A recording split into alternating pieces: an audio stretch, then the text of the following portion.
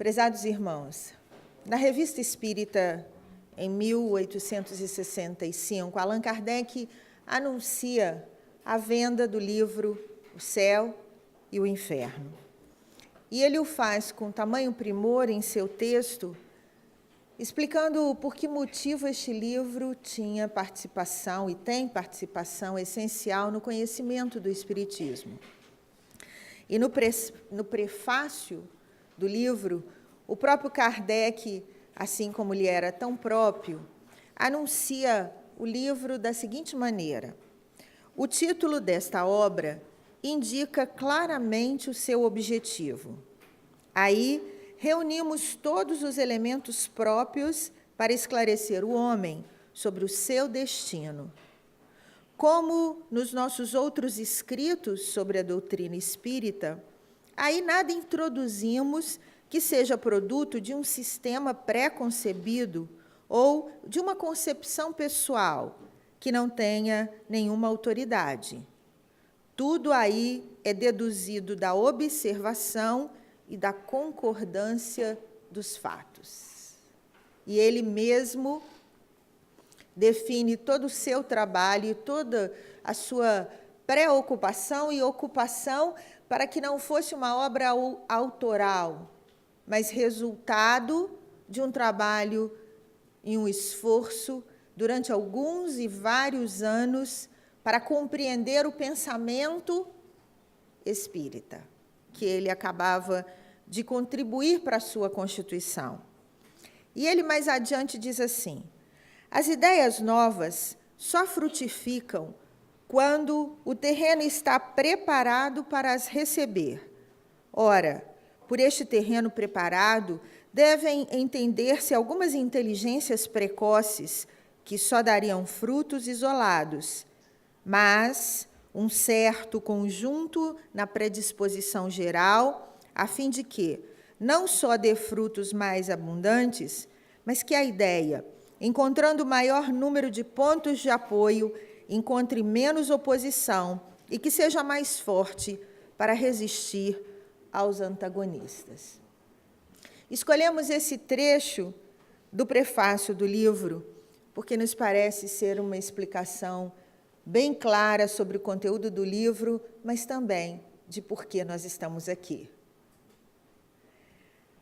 Kardec, no segundo capítulo do livro, trata sobre a postura do espírita diante da morte. E ele afirma, não pergunta, apenas afirma que os espíritas não temem a morte. E a seguir, anuncia por quê. Para falar sobre este tema, nós temos a alegria de receber na nossa casa nosso irmão do Rio de Janeiro, Neandertal Alves, estudioso do Espiritismo, divulgador do Espiritismo na rádio e na TV, trabalhador das obras Fabiano de Cristo e do Instituto de Cultura Espírita do Brasil. Ele também é um apaixonado pelo Espiritismo e vai compartilhar nesta manhã conosco um pouco do seu conhecimento e da sua alegria em ser espírita. O tempo é seu.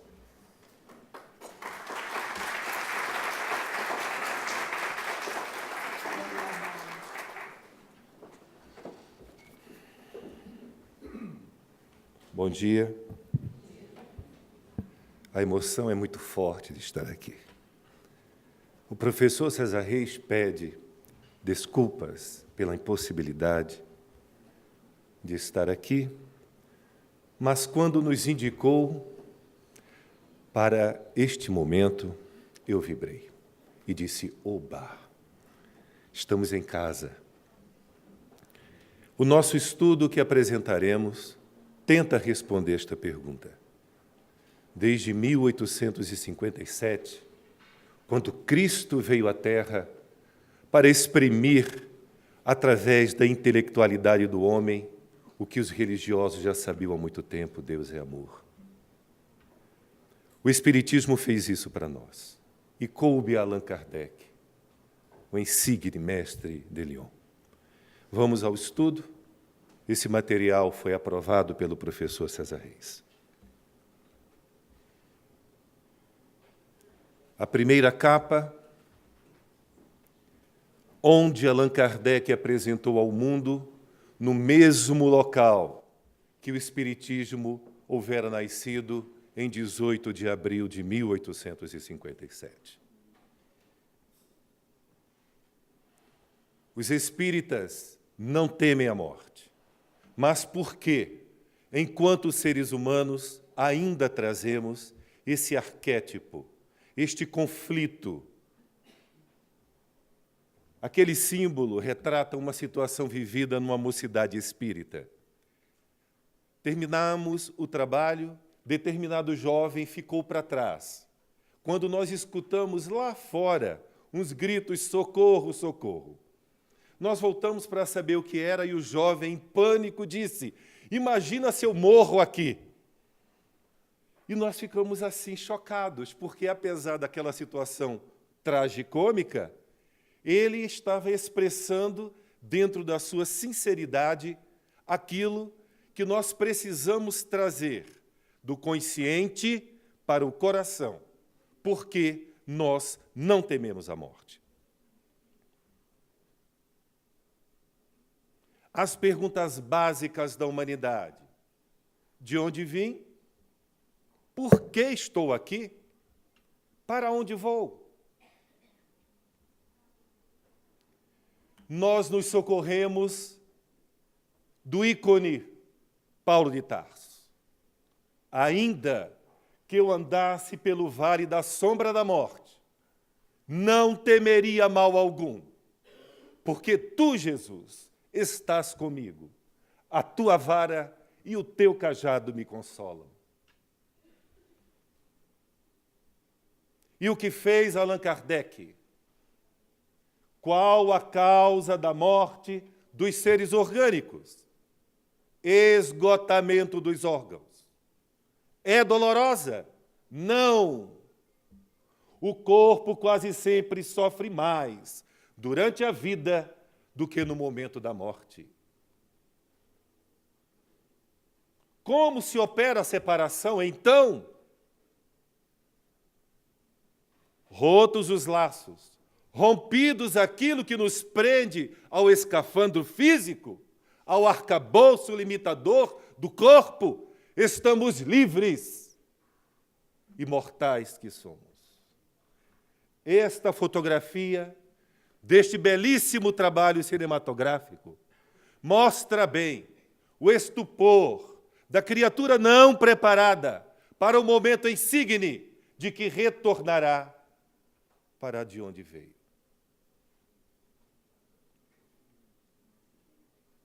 Crenças religiosas. No item 8 do capítulo 2, Kardec traça um bisturi, mostrando e evidenciando por que, culturalmente, fomos educados, e como disse ontem a professora Heloísa Pires, por que educamos durante tanto tempo o encíclico pavor da morte? Onde nasceu isso? Em nós mesmos. Quando passamos por aqueles momentos eclesiásticos, quando vestimos as batinas para impor, através da ignorância, algum temor, e nada melhor do que a morte. E Kardec, então, diz que o lamento, a perda da vida terrestre, o temer, deixar os apegos terrenos, as cerimônias pavorosas, os cortejos fúnebres, as carpideiras contratadas para chorar. Todos lembram a destruição orgânica, a desestruturação molecular. E o mais impressionante é que Allan Kardec tem a coragem de dizer, repetir o que se diz. Que desgraça, dizem, morrer tão jovem, rico, feliz, tinha um futuro brilhante pela frente. Nós vivemos, então, esta dicotomia entre a necessidade de crer por uma fé cega, que limita a razão humana, no entanto, apavora diante das leis universais. Kardec, percebendo isto, apresenta neste livro, há 150 anos, as respostas repetidas da introdução do livro dos Espíritos, que os espíritas, pelo menos os espíritas, intelectualmente, porque diz-nos o filósofo Francisco Cândido Xavier, o carteiro do amor, a mediunidade do amor por excelência, que entre descer do raciocínio para iluminar o coração, há de se percorrer um grande caminho, debruçado pela dor, espicaçado pela dor, amadurecido pelo amor. Francisco Cândido Xavier. Este temor, continua Allan Kardec, na sua visão angular, é feito da sabedoria, da providência e uma consequência do instinto de conservação comum a todos. Não fora isso, nós não teríamos as medidas de decência para nos precaver e respeitar a máquina orgânica, esta dádiva divina que nos permite evolução, com os pés na terra, o coração no amor e a mente no espiritismo, porque é o Cristo que volta, como dizia Francisco Xavier. O espiritismo é Jesus de novo no coração do povo. É necessário o temor, até se estar esclarecido. Este é o nosso paradigma. Entender a necessidade da desagregação molecular. Deixarmos o corpo para morrermos com dignidade, como os exemplos que aqui foram citados ontem, de todos aqueles que buscam na vida a resposta. De onde viemos? O que estamos fazendo aqui? Para onde vamos? No espírito atrasado, a vida material prevalece sobre a espiritual. E Kardec manda um recado para nós. Precisamos, nestes momentos de decisões, de uma diretriz evangélica, de uma consciência espiritual, para, em administrar o desconforto do momento, da conjuntura socioeconômico-política, com a minha consciência de um ser que traz um patrimônio do passado, exatamente estruturado como sou, herdeiro de mim próprio, para empreender, agora pelo amor, tudo que preciso restabelecer, neste religar-me, nesta busca incessante do meu Deus interior, do caminho da minha paz, da minha própria salvação. E ele dá este farol, é o Cristo. São as leis morais, todas apresentadas no Livro dos Espíritos e esmiuçadas através do Evangelho segundo o Espiritismo. Brilhante colocação ontem do Código de Ética do Espírito e do Espírita, no Evangelho segundo o Espiritismo, onde está declinado a postura do homem de bem. E ainda no último momento daquela página transcendental, aí tendes, espíritas, tudo o que precisais. Basta que realizemos. E numa pergunta eloquente no Livro dos Espíritos, Kardec pergunta aos benfeitores da humanidade por que o mal e a desgraça ainda vivem na Terra. E a resposta dos céus, por culpa da omissão dos bons. Aniquilado o corpo, tudo se lhe afigura perdido, desesperador. Para aqueles que ainda não encontraram, dentro do caminho da sua fé, Deus.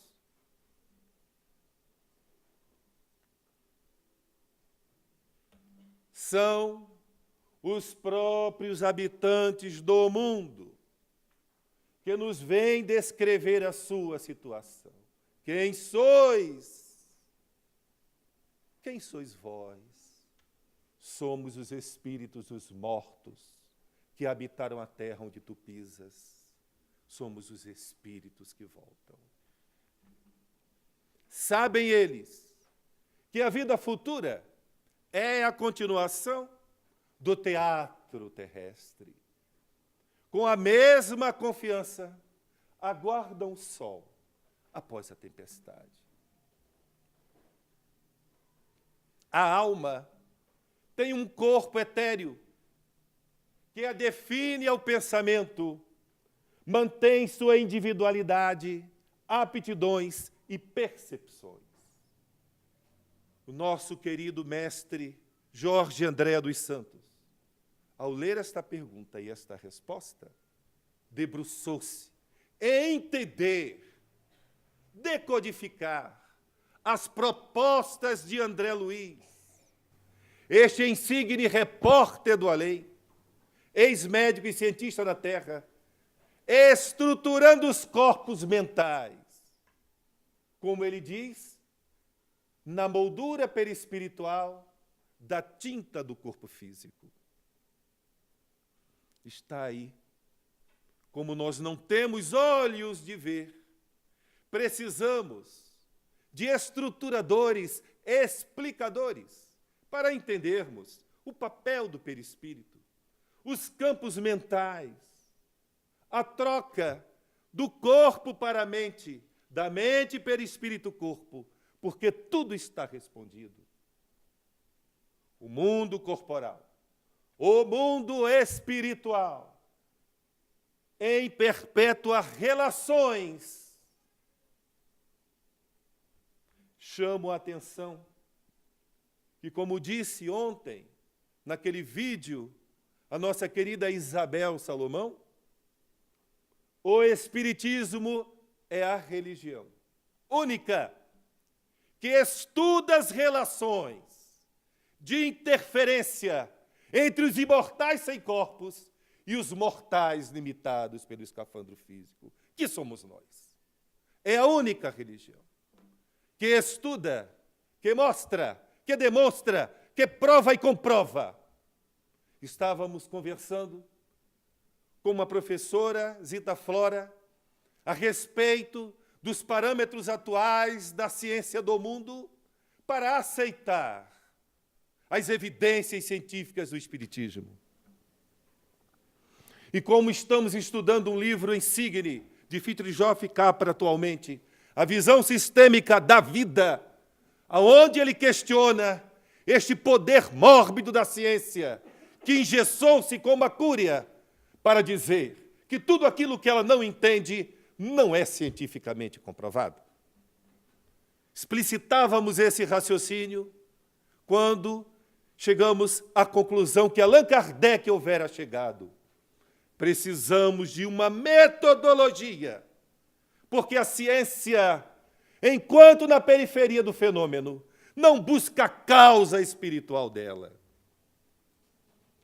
Ele, Allan Kardec, nos trouxe. Como provar esta relação? Se os fenômenos, quão pouca gente olha para esta afirmativa. Se os fenômenos houvessem ficado restritos ao movimento dos objetos, seria a causa da ciência do mundo. Havia nesse movimento, pois então, uma causa inteligente.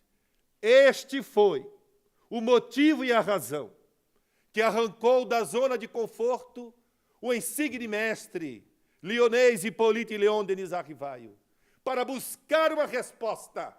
A mesa não pensa. Se ela flutua e escreve, e não tem estruturado um sistema nervoso, há de ter uma causa. E esta causa não estava nas mesas, estavam nas mentes que provocavam o fenômeno. Haja olhos de ver.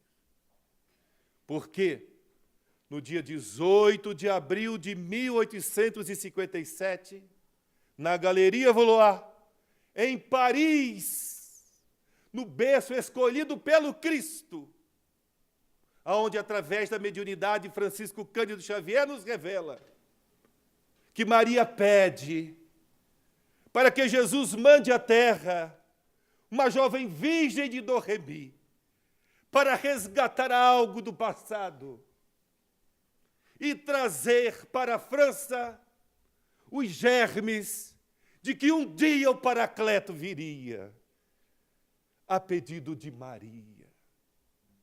Precisamos estudar o Espiritismo e olhar para este homem do terceiro milênio, com esta mineirice gostosa de vocês, dizendo, pois é, Francisco Cândido Xavier. Ninguém imaginou os Espíritos. Introdução do livro dos Espíritos. Quanto de nós realmente o leu? Foi o próprio fenômeno que se revelou consciente e inteligente causal. Os Espíritos exercem sobre o mundo uma ação, agem sobre a matéria, sobre o pensamento, constituem as forças da natureza, causa eficiente, porque Deus é perfeito. E eu me lembro do livro A Caminho da Luz. Quem disse que Emmanuel não é um poeta? Quando ele descreve a massa que ele, o Cristo, recebe de Deus para colocar na terra os corações que trariam uma marca indelével, a revolta contra as leis divinas. E ali seria sentado no planeta Terra o jardim florido do Senhor, aonde, com o cajado, ele açoita e abençoa, como Paulo de Tarso incrustado nas suas carnes espirituais. Quem tem a ti, Jesus, tem tudo. Estas relações existem desde que o mundo é mundo. E para provar que o Espiritismo é uma tecnologia que se antecipou ao homem do terceiro milênio, pontuamos os 3 aspectos do Espiritismo para ilustrar aos nossos irmãos queridos o quanto a doutrina se antecipou às famosas assertivas científicas do nosso tempo. Religião. O homem pergunta, o que estou fazendo aqui? E na estrutura do conhecimento humano, a filosofia e a ciência. Porque no século XV já se perguntava quando alguém reunirá ciência e filosofia. E o Espiritismo traz, na primeira pergunta do livro dos Espíritos, qual a causa de tudo? Deus, Deus, Deus, a inteligência suprema, amor absoluto.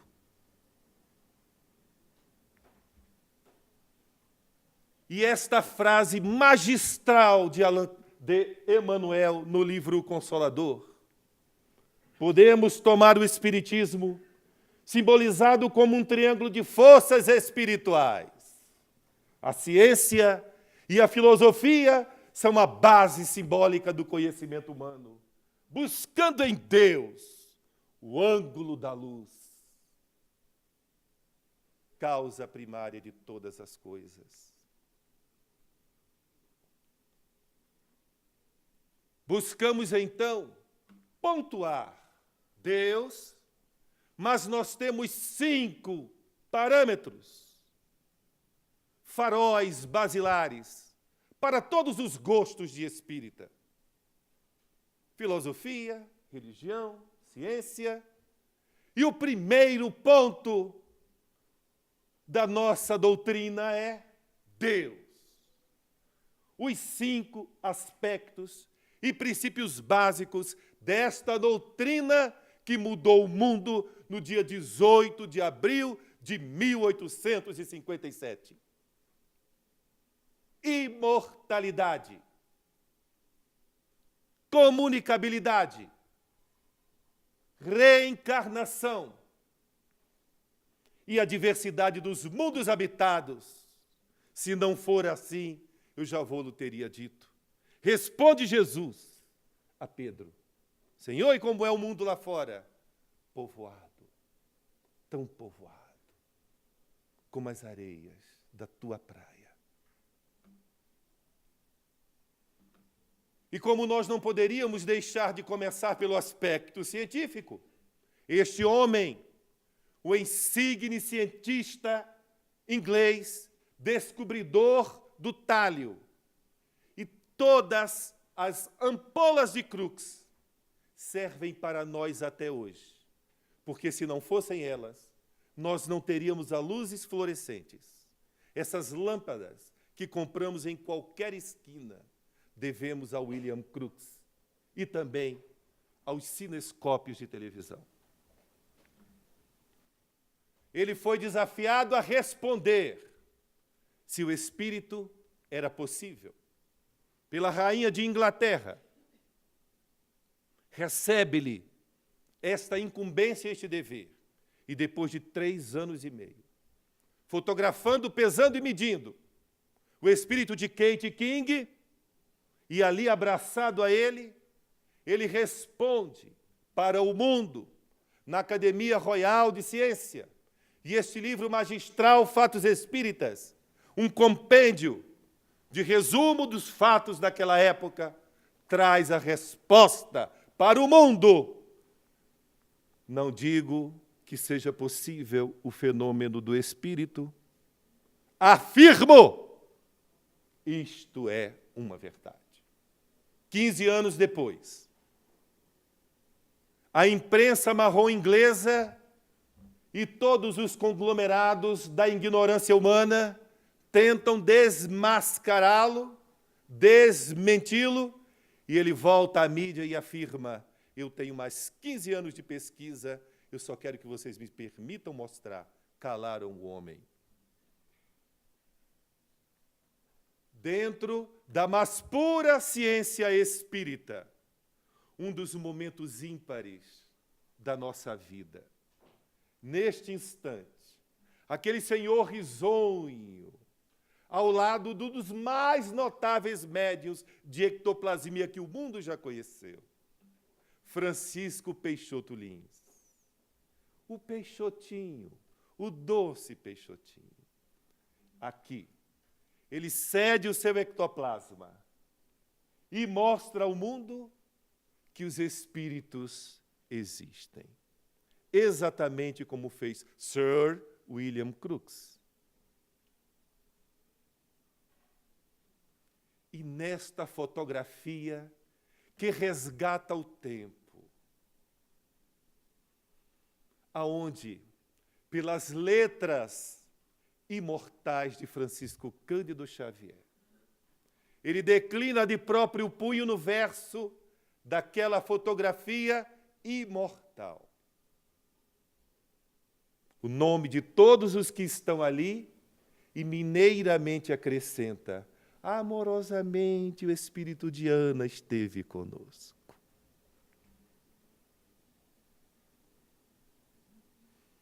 Agora vamos para a reencarnação.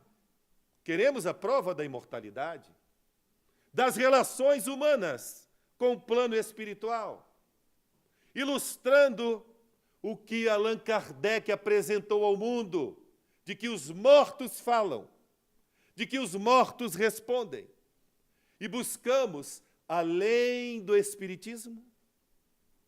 Porque poderíamos citar aqui todos os grandes pesquisadores, como Hernani Guimarães de Andrade, como Lamartine Palhano Júnior, como Jorge André dos Santos, e tantos, e o próprio professor Ney Prieto Pérez, que aqui está, provando que os espíritos sobrevivem à morte.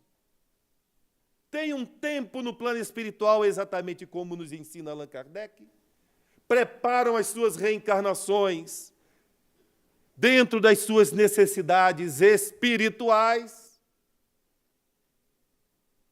E este menino, que foi divulgado para 150 milhões de americanos pela TV ABC, a partir dos 2 anos de idade, James, uma criança meiga, começa a gritar: fogo, fogo, fogo me queima o rosto, sinto o cheiro dos gases que entram pelo motor do meu avião.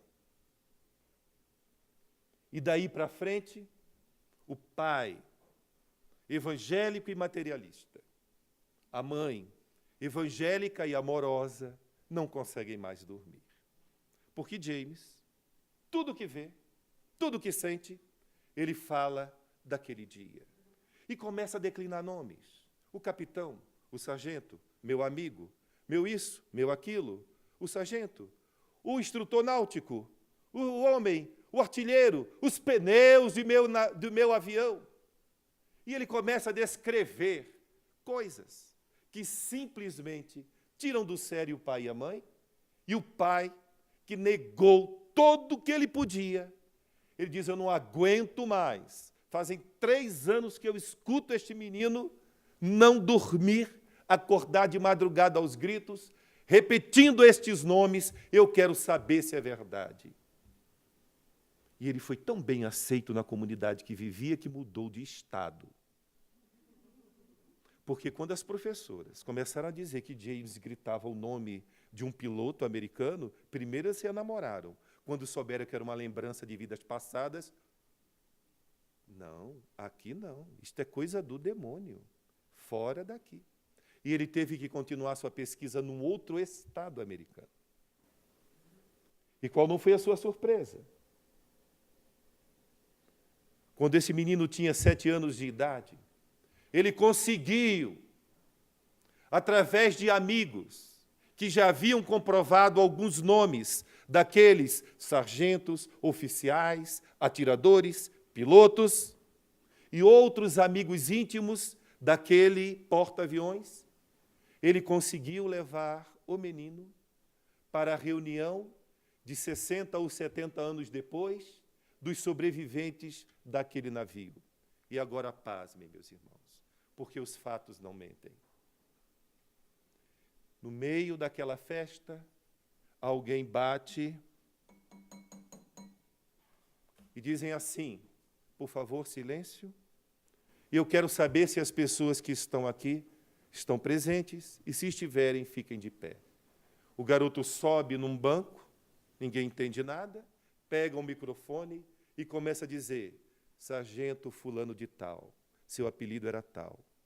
Sou eu, cabo de artilharia. Você certa vez fez isso e aquilo comigo, porque os dentes travaram da minha metralhadora e você salvou a minha vida. Sou eu! E assim foi. 3h30 depois, dentro daquele estupor, ele diz: eu sou o aviador, fulano de tal. Estou reencarnado e vim aqui abraçar meus amigos. Eles não saíram correndo porque estavam petrificados na cadeira. Mas os que tiveram coragem de ficar foram lá. E a irmã dele, ainda encarnada, escreve para a televisão ABC, sem antes mandar para o próprio menino, e diz: é ele, é o meu irmão que voltou. Então, meus irmãos, dentro de um dos aspectos da doutrina espírita, a reencarnação, o mundo odierno prova que temos razão, que Allan Kardec está certo, que a ciência espírita é farol definitivo para a humanidade. E como não poderia deixar de ser, pedi licença ao meu querido guru, Hernani Guimarães de Andrade, porque eu ia retratar o livro dele aí, com as suas provas contundentes da reencarnação, para esbofetear a vaidade americana. Quando este menino, em fevereiro deste ano, grita para a mãe que ele é a reencarnação de uma negra. E eu achei isso peculiar. Eu disse, esta eu vou levar. Não sou mineiro, sou pernambucano, mas eu vou dar uma de mineiro, e na minha mineirice eu vou dizer, uma negra reencarnada de olho azul? Isto é um fato, meus irmãos. E a mídia americana tentou de todas as formas sufocar esta revelação. E os pais dela, aonde ela houvera morrido carbônica, isto é, incendiado, num incêndio, num hotel, não negam e não confirmam, simplesmente mudaram os telefones, saíram da cidade para que a imprensa não mais os perturbasse para dizer se era verdade. A imprensa, então, um canal de paranormalidade americano, Fox 8, no horário nobre da internet, concorrendo com os programas mais vistos nos Estados Unidos, de repente a sociedade americana está diante da tela do computador, vendo a entrevista da mãe deste menino de olho azul dizer, eu sou uma negra reencarnada,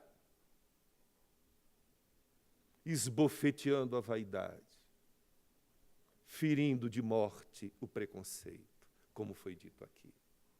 Vão à cidade onde aconteceu o sinistro, e ali está as imagens e a fotografia para quem quiser ver, para quem quiser se surpreender. É um fato. E já dizia o poeta do Espiritismo, quando fatos como esses não têm argumento. Mas eu não poderia deixar a mineirice totalmente de lado, porque este livro é simplesmente um ícone na jurisprudência mundial, pois que um morto tirou um vivo da cadeia. Quem não leu está perdendo tempo.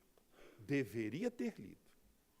Porque eu me lembro quando garoto eu cheguei na cidade do Rio de Janeiro, eu vi um apresentador de televisão chamado Flávio Cavalcante entrevistando o juiz, o advogado, o nosso irmão Hércio Marcos Arantes, perguntando que história era essa, que um morto havia voltado, escrito uma carta de confissão e dito, ele é inocente.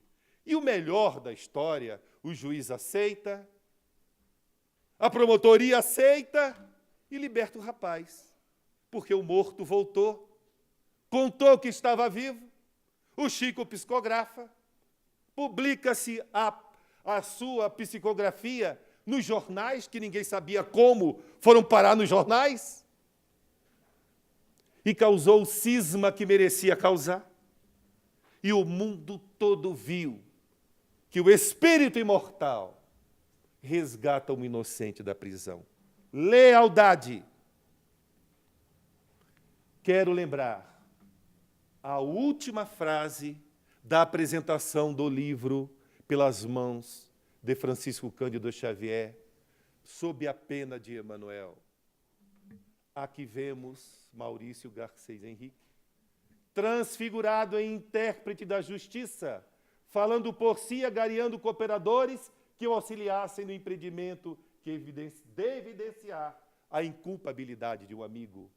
E aí, o toque magistral da espiritualidade, do benfeitor da humanidade, que tem no Evangelho segundo o Espiritismo um texto seu, Emmanuel. O trabalho do bem e da verdade prossegue além do plano físico e que a lealdade entre irmãos continua além da morte, por vínculo de elevação da vida imortal. Nós não queríamos? A prova científica da relação dos imortais com os imortais encarnados está aí. Como não poderia deixar de ser? Só quem sabe é quem perdeu o filho. Só quem sabe é aquela mãe que, como a mãe de Jair presente e a mãe de Augusto, ia para o quarto do filho, não importando a idade de 21 anos, pegava a bola que ele quebrou a janela dela tantas vezes, e escondido do marido, dos familiares, porque ela estava em tratamento psiquiátrico e não conseguia dormir, ela sentava na cama, pegava o uniforme de futebol, pegava a bola e perguntava: aonde estás, meu filho? Só quem passou por isso sabe. –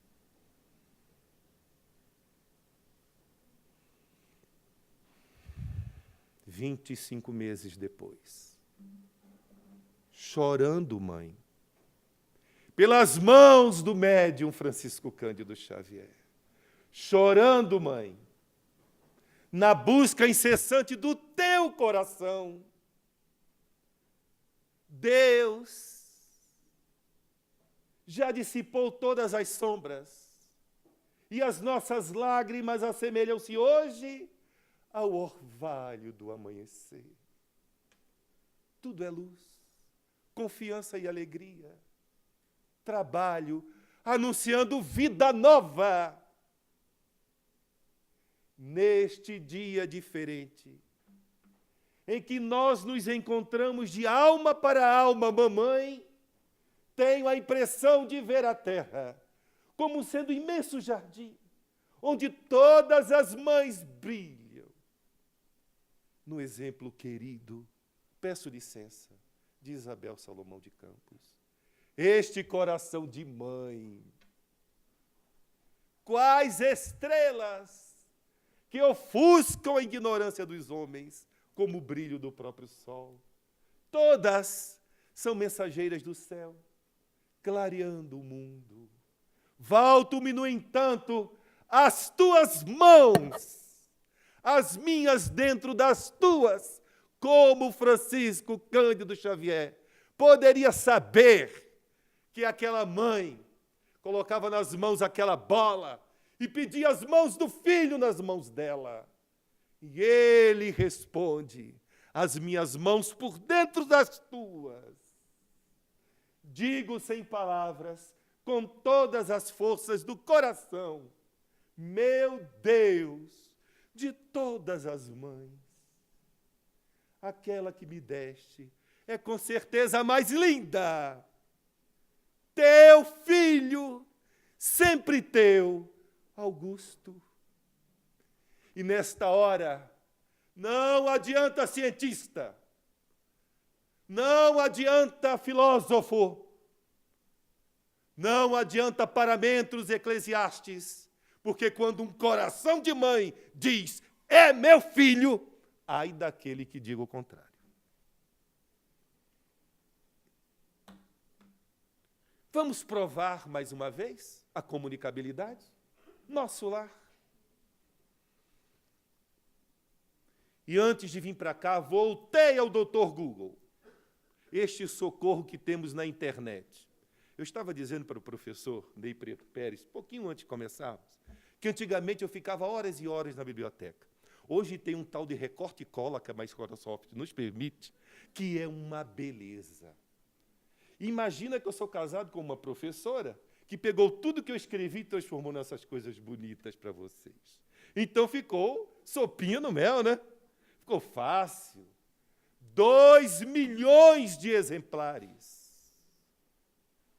50 milhões de pessoas no mundo todo conhecem as obras de Francisco Cândido Xavier. Olha, se eu não fosse espírita e pernambucano, eu ia ficar com uma inveja de vocês, mineiros, que eu não sei o que eu faria. E agora nós vamos ver o testemunho das imagens. Tem como diminuir as luzes?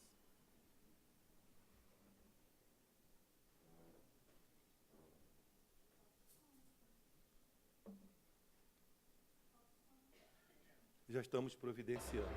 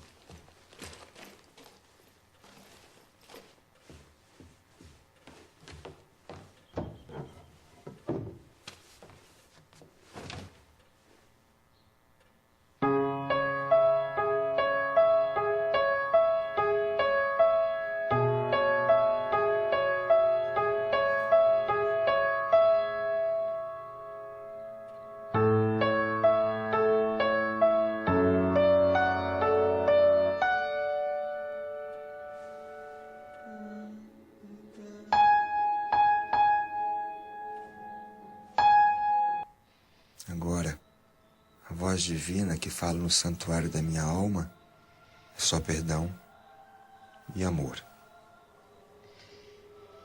Zélia, me perdoe.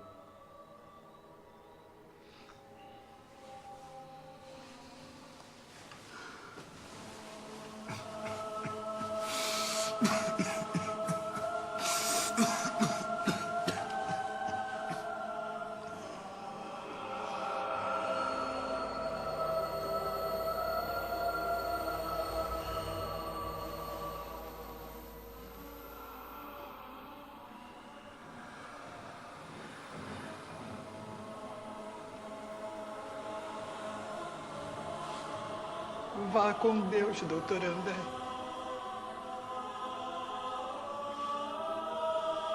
Obrigado, Osmani.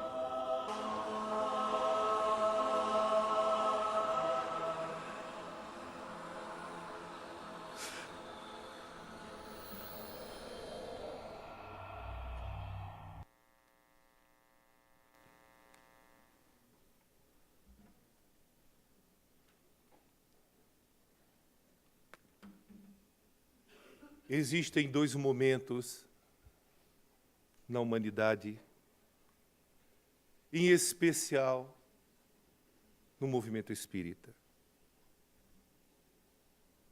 A codificação de Allan Kardec, em 1932, este livro que eu convido todos vocês a reler. Como convido a reler, reestudar o livro Nosso Lar. E eu vou fazer um suspense. Quem quiser que pense quem é que fala, o que diz. De onde venho? Das eras remotíssimas, das substâncias elementaríssimas, emergindo das cósmicas matérias, vendo dos invisíveis protozoários, da confusão de seres embrionários, das células primevas, das bactérias. Depois, voltei deste laboratório, onde me revolvi como infusório, como animáculo medonho obscuro, até atingir a evolução dos seres, conscientes de todos os deveres, descortinando as luzes do futuro.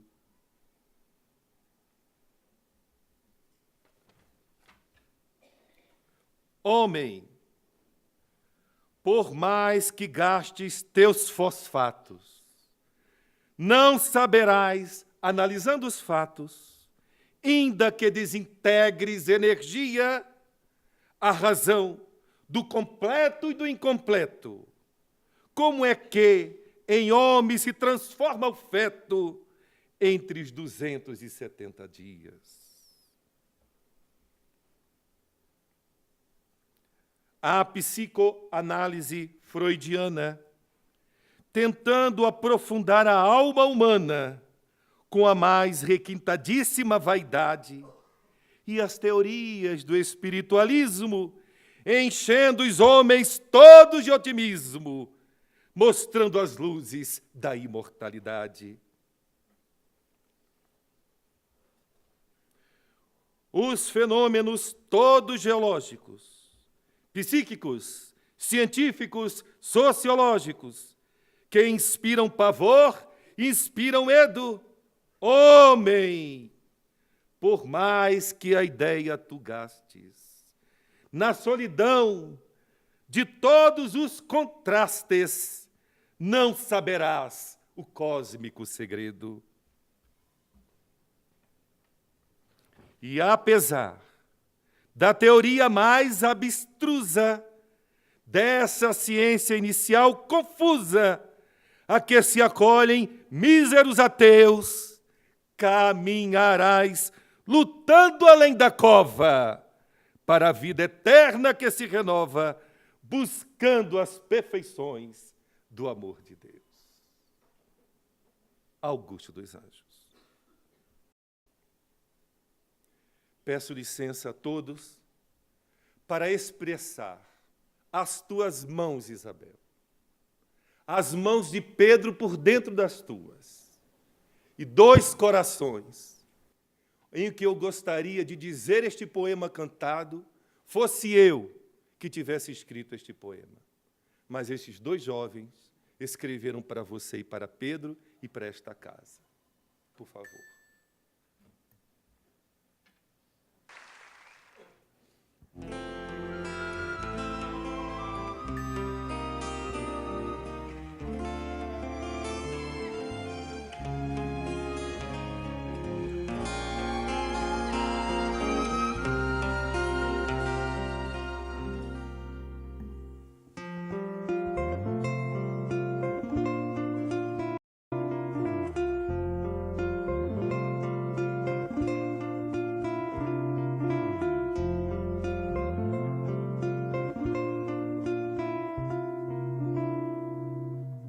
Vem que eu te farei um pescador de homens, se perseverares serás cefas, pedra, e onde a agonia do vazio medra, frutificarás a mitigar a fome.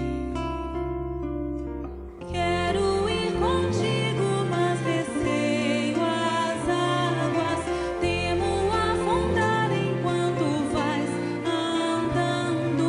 Se no horto já pressentes tuas chagas, eu te arruijo mão ao chão em sono.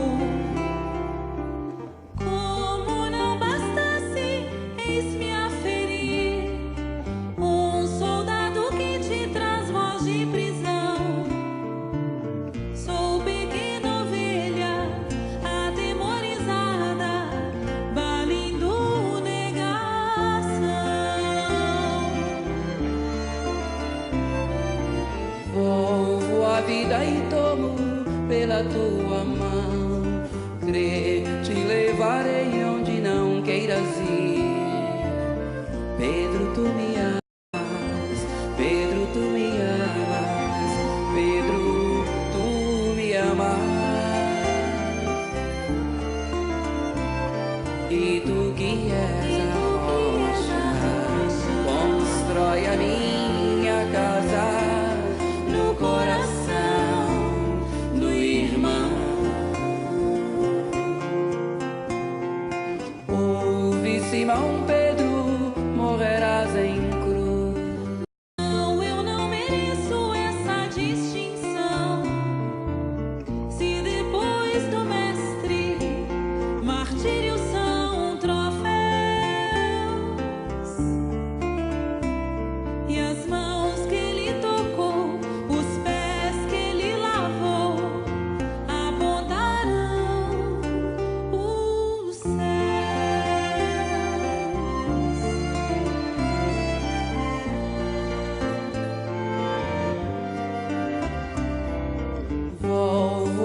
vida e tomo pela tua mão. Crer, te levarei onde não queiras ir. Pedro, tu me amas, Pedro, tu me amas, Pedro, tu me amas. E tu que és a rocha, constrói a minha casa no coração do irmão. Ouve, Simão Pedro, morrerás em cruz. Não, eu não mereço essa distinção. Se depois do mestre Martírios são troféus. e as mãos que ele tocou, os pés que ele lavou, apontarão o céu. Vem que eu te farei um pescador de homens. Se perseverares, serás servas eternas. Vem que eu te farei um pescador de homens.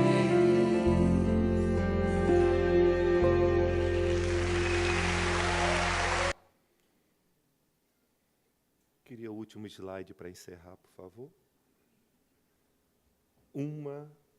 Queria o último slide. Isso. Uma existência, um ato. Um corpo, uma veste. Um século, um dia. A morte, sopro renovador. André Luiz, muito obrigado.